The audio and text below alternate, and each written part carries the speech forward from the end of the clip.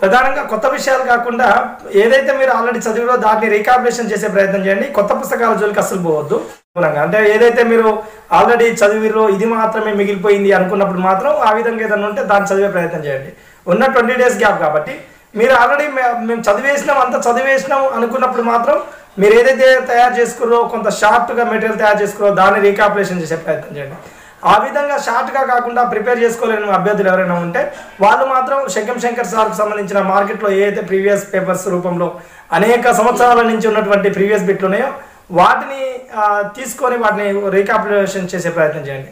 అవి అంటే ఒక పాలిటీ అయితే పాలిటీ, లేకపోతే హిస్టరీ అయితే హిస్టరీ, ఈ విధంగా అన్నట్టు మీరు తీసుకునేటప్పుడు కంపల్సరీ సిలబస్ పేపర్ మాత్రం రోజుకు ఒకసారైనా మీరు చూసుకోవాల్సిన అవసరం ఉంటుంది. క్వాంటిటీ బేస్లో చదవాల్సిన అవసరం ఉంటుంది. ఈ పుస్తకం చదివితే ఇన్ని మార్కులు, ఈ పుస్తకం ఆ ప్రాథమిక సూత్రానికి అయితే విరుద్ధం కాకుండా చూసుకోండి. ఎక్కువ ఎక్కడ వస్తుందో ప్రియారిటీ ఆ విషయాలను మాత్రమే చదివే ప్రయత్నం చేయండి. ఇంకా ఎగ్జామినేషన్ ఆల్రెడీ తొందరగా ఉంది కాబట్టి చాలా ఒక టెన్షన్ వాతావరణం, ఇది అయిపోలేదు అది అయిపోలేదు ఇంకా అది చదవాలి ఇది చదవాలి అనే ఒక భిన్నమైన వాతావరణం ఉంటుంది. దాదాపుగా కొంతమంది జెన్యూన్ ఆస్పిరెంట్స్కి అర్థమై ఉంటుంది ఏంటంటే అరే ఇన్ని రోజులు చదివింది ఇదంతా కాదు, పుస్తకాన్ని మొత్తం లాగడం కాదు, అసలు సగటుగా కూడా మీద కూడా చదివే పరిస్థితి లేదా అనే ఒక భిన్నమైన దృక్పథం వచ్చేస్తుంది. వాస్తవానికి మనం స్టార్టింగ్ నుంచి ఏదైతే ఇంపార్టెంట్ అన్ఇంపార్టెంట్ ఎలిమినేషన్ పద్ధతిలో చదవాలని చెప్తున్నామో ఆ పద్ధతి అనేది మీకు ఇప్పుడు ఈ క్రూషియల్ టైంలో అర్థమవుతుంది.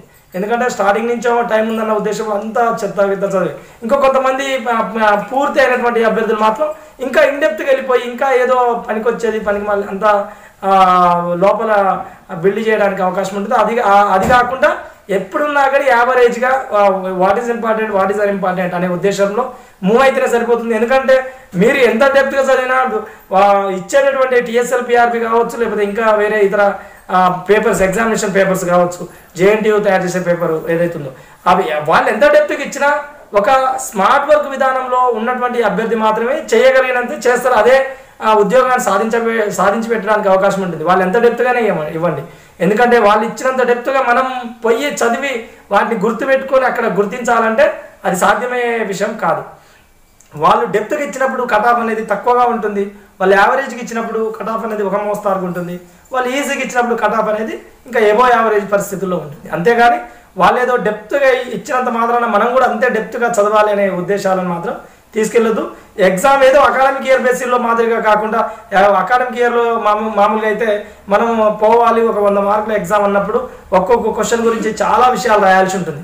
కానీ ఇది కాంపిటేటివ్ వాతావరణం కాబట్టి ఎగ్జామ్ ఇంకా గంట తర్వాత కూడా ఎగ్జామ్ ఉంది అనుకున్నప్పుడు మనం గంట వరకు కూడా చదువుకోవాల్సిన అవసరం ఉంటుంది.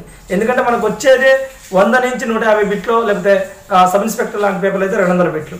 ఈ బిట్లకు సంబంధించి నువ్వు అప్పుడు చదివిన ఒక 10 బిట్స్ 20 బిట్స్ అదా ఇదా అనే ఖచ్చితత్వం లేనటువంటి బిట్స్ పైన మీకు యాక్యురసీ పెరగడానికి ఉంటుంది, ఖచ్చితత్వం పెరగడానికి అవకాశం ఉంటుంది.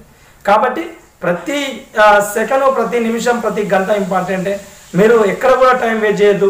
ఇంకా ఎగ్జామ్ ఉంది అంతా చదివేసినాం అనే ఇళ్ళకి వెళ్ళిపోవడం, ఒక 5 రోజులు ఇళ్ళలో ఉండి ఇంకా మంచిగా హ్యాపీగా ఉండి తర్వాత ఎగ్జామ్ కాడికి రావడం, వచ్చిన తర్వాత ఎగ్జామ్లో చూసేటటువంటి బిట్లు అబ్బా దీని మీద ఖచ్చితత్వం లేదు, ఇదా ఇదా అబ్బా ఇది నాకు తెలుసు కానీ ఈ బిట్ మిస్ చేసిన అనే పద్ధతిని తీసుకురాకండి. ఎందుకంటే తెలిసిన బిట్టుపై ఖచ్చితత్వం లేకపోవడం వల్లనే ఇదా అని వస్తుంది.